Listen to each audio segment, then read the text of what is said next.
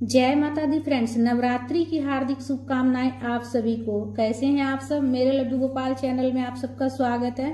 आज मैं आप सबके साथ शेयर करूंगी नवरात्रि के 9 दिन माता रानी की पूजा कैसे करेंगे, सुबह शाम माता रानी की पूजा कैसे करेंगे, माता रानी की स्थापना के बाद, चौकी की स्थापना के बाद 9 दिन तक माता रानी की सुबह शाम पूजा कैसे करेंगे।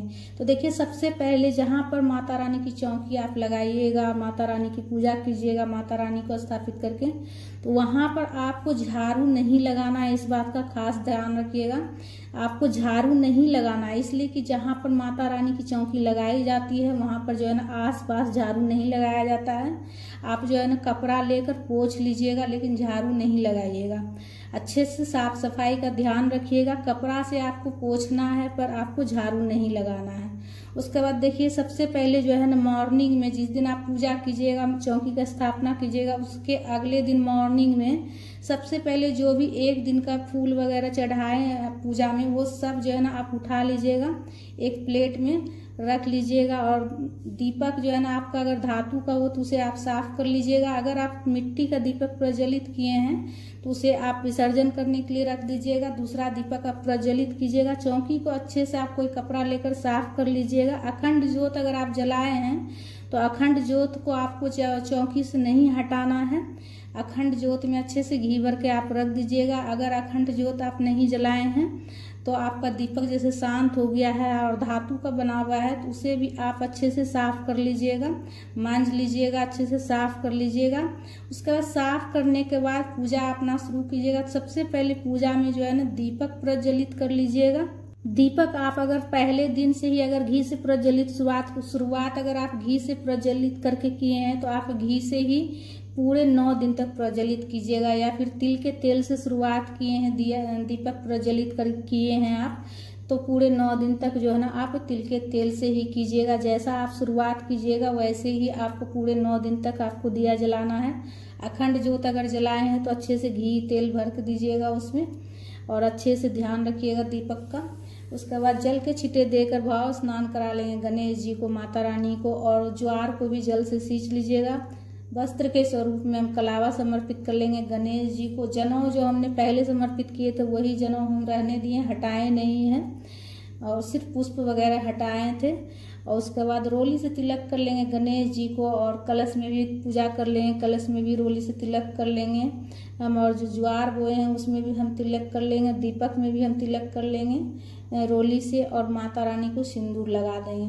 और देखिए, नवग्रह की अगर आप स्थापना किए हैं तो नवग्रह को आप बिल्कुल भी नहीं हिलाइएगा, इसलिए कि एक बार जो है ना स्थापना के बाद जो है ना हिलाया नहीं जाता है। जिस दिन चौकी उठाया जाता है उसी दिन हिलाया जाता है। नवग्रह हो गया और कलश हो गया और माता रानी की मूर्ति, गणेश जी की जो आप स्थापना किए हैं, ये सब बिल्कुल भी आप जो है ना हिलाइएगा नहीं जगह से, चौकी नहीं हटाइएगा जगह से। जहाँ पर एक बार चौकी लगा दीजिएगा पूरे 9 दिन तक चौकी स्थापित वहीं रहेगा।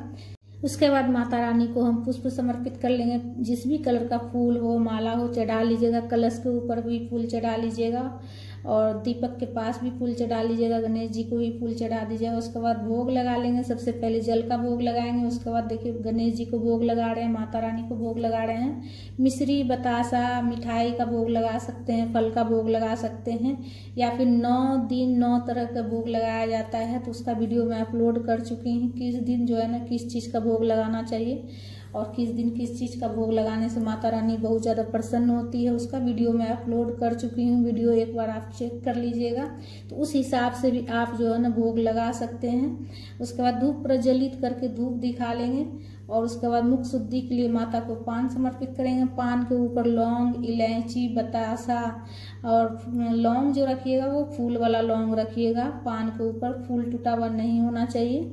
ये सारी चीजें करके उसके बाद मुख शुद्धि के लिए माता को समर्पित करेंगे। हाथ में पुष्प लेकर दुर्गा सप्तशती का पाठ कर लीजिएगा, दुर्गा चालीसा पढ़ लीजिएगा, हाथ जोड़कर निवेदन कीजिएगा माँ से। उसके बाद देखिए, आप जो है ना छोटा सा हवन कर लीजिएगा, छोटा सा हवन कर लीजिएगा। अग्नि को कपूर से प्रज्वलित कर लीजिएगा, और गाय के गोबर से बने हुए ओपले हो या फिर जो है ना आम की लकड़ी हो तो उससे आप जो है ना अग्नि प्रज्वलित कर लीजिएगा। हवन सामग्री से माता रानी के मंत्रों का जाप करते हुए 11 बार 21 बार आप जो है ना मंत्रों का जाप करते हुए आप जो है ना हवन कर लीजिएगा। कौन सा मंत्र का जाप करना है संपूर्ण पूजा विधि में अपलोड कर चुकी हूँ, उसमें मैं मंत्र भी बताई हूँ, आप उसमें एक बार देख लीजिएगा। उसके बाद कपूर से आरती कर लीजिएगा। कपूर प्रज्वलित करके माता रानी के प्रेम पूर्वक आरती गाते हुए आरती कर लीजिएगा। कपूर से भी आप आरती कर सकते हैं या फिर दीपक प्रज्वलित करके भी आप आरती कर सकते हैं। तो इस तरह जो है ना आपको सुबह में पूजा करना है। मॉर्निंग में जो है ना आप जब चौकी की स्थापना करिएगा उसके बाद आपको अगले दिन मॉर्निंग में इस प्रकार से आपको सुबह में पूजा करना है फ्रेंड्स। आरती करने के बाद माता रानी के जो भोग हमने लगाए थे वो भोग थोड़ा सा अग्नि में हम समर्पित करेंगे। अग्नि में समर्पित करने से जो भोग है ना वो माता रानी तक पहुंच जाती है। तो अग्नि में थोड़ा सा भोग जो है जरूर से जरूर समर्पित कर लीजिएगा। उसके बाद हवन वाली जो अग्नि रहती है उसी में समर्पित कर लीजिएगा। उस पर सीधे हाथ में जल लेकर आचमनी कर लीजिएगा। तो इस तरह से सुबह की पूजा संपन्न होती है फ्रेंड्स। इस प्रकार से माता रानी से क्षमा याचना कर लीजिएगा, प्रार्थना कीजिएगा। और शाम में जो है ना शाम के समय आपको सिर्फ जो है ना जैसे कि जो पुष्प वगैरह है चढ़ाए हैं पूजा में वो सब हटा लीजिएगा। और हटाकर चौकी को आप अच्छे से कोई कपड़ा लेकर साफ कर लीजिएगा। और साफ करने के बाद जो है ना माता रानी को भोग लगाकर आप जो है ना आरती कर लीजिएगा। आप हवन अगर सुबह में कर लिए, अगर शाम में करना चाहे तो कर सकते, नहीं तो सिर्फ मॉर्निंग में ही आप हवन कर लीजिएगा।